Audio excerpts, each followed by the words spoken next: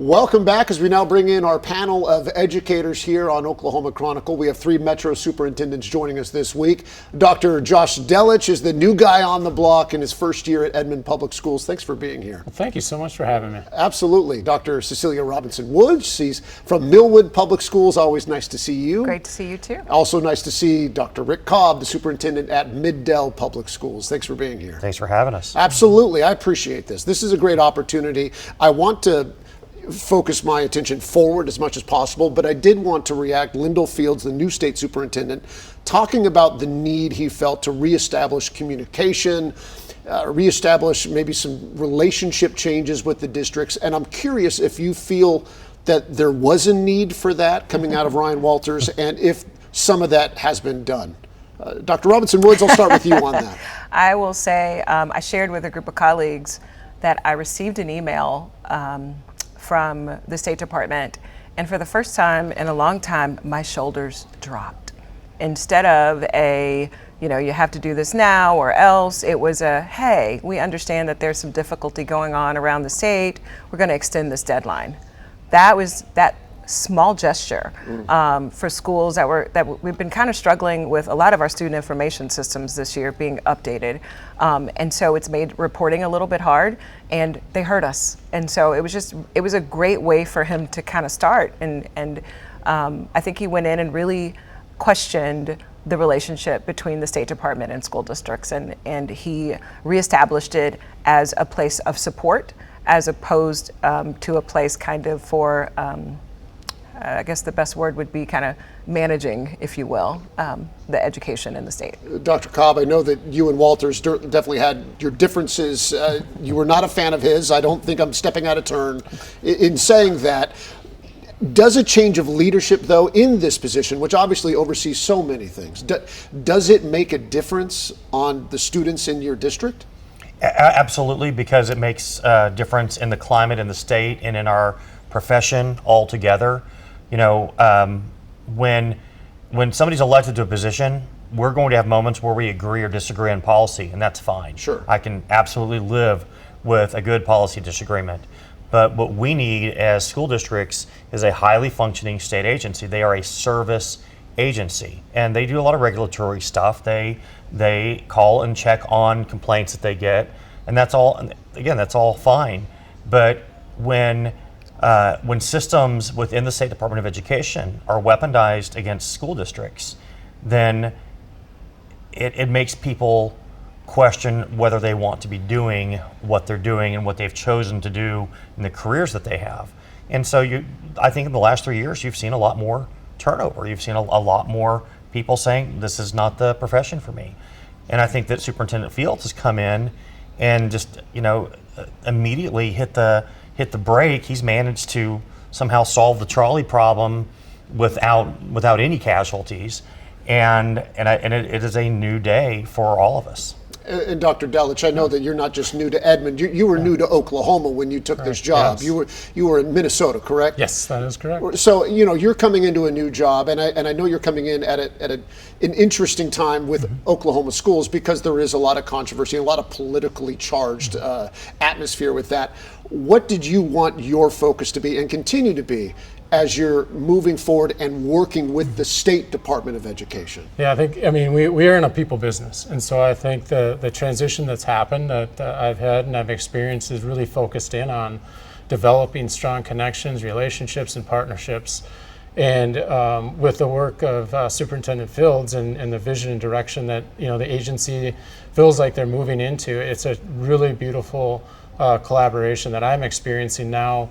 Coming in new, and I think we are definitely moving in a really good direction in the state of Oklahoma. I can't speak to prior here, but I've heard some things, and I think the change and the transformation that has already started, we're moving in the right direction. I'm very excited, obviously, to continue being a part of this amazing state and the education that we have moving forward. Well, I know the evidence says, and the statistics and all that say that Oklahoma, in many ways, has a long ways to go. There's many needs in this state, educational needs. And Dr. Robinson Woods, as we were talking about this ahead of this panel, you said, I would like to talk about how we can get Oklahomans united rowing all in the same direction when it comes to education here. Absolutely. I think one of the things that I think should be taken into account is that school districts, schools are reflections of communities, right? Schools don't end up this way by themselves. They end up this way because of poor health care. They end up this way because of child poverty. They end up this way because of malnourishment, of unhoused people. Like, there's lots of social factors that contribute to all of those things. So if you take the ranking in education and you parallel it to all of the other kind of isms of society, we rank the best in all of the worst categories.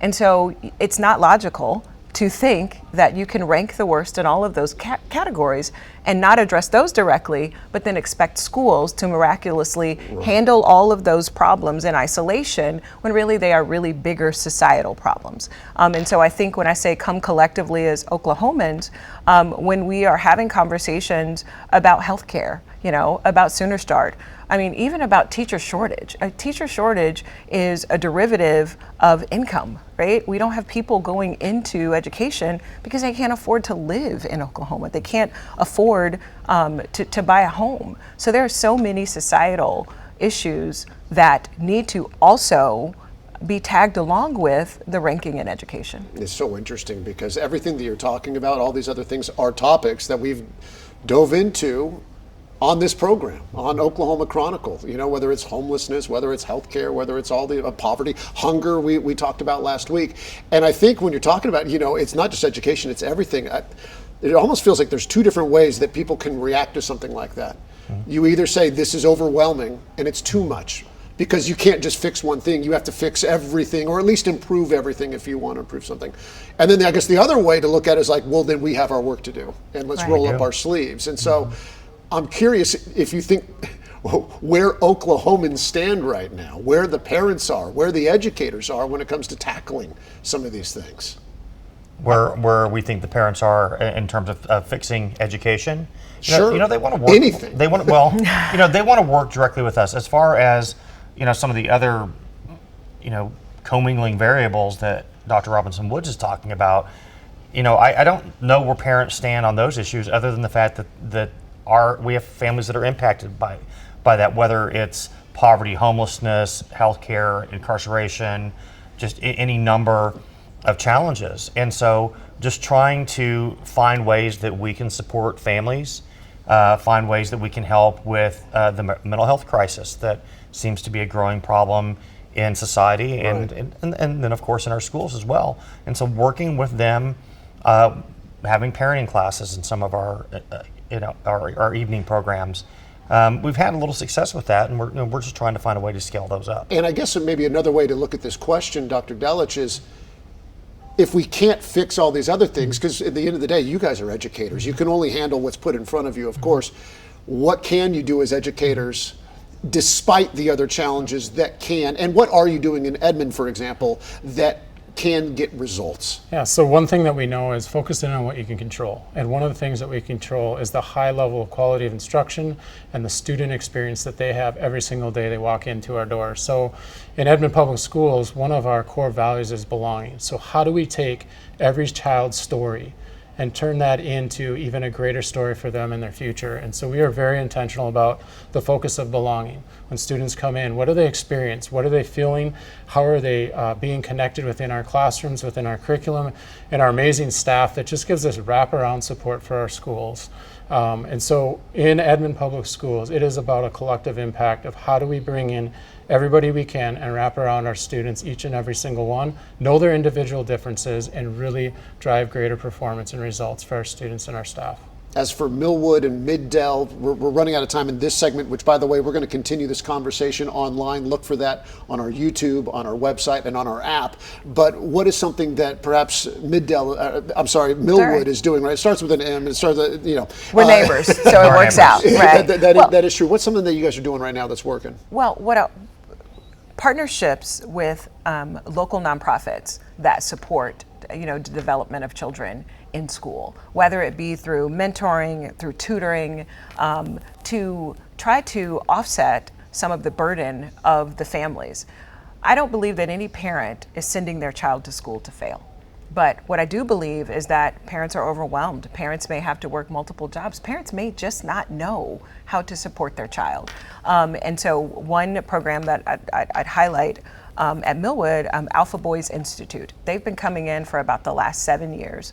They service about 25 middle school boys, everybody's favorite time in life, and they do amazing leadership transformation with these kids. And they spend time with them after school, they spend time with them on the weekend, and they fill a gap just in regards to just personal development that a lot of parents just either don't have the aptitude or the time to be able to do. So community partnerships are super important to how schools can work outside of, its own means to meet the needs of the kids and the families we service. And we're going to pause right there. I hope you can join us again online. Look for that. I'll certainly post it on my Facebook page as we continue this conversation. Thank you all three for being here. We appreciate it. Thank you.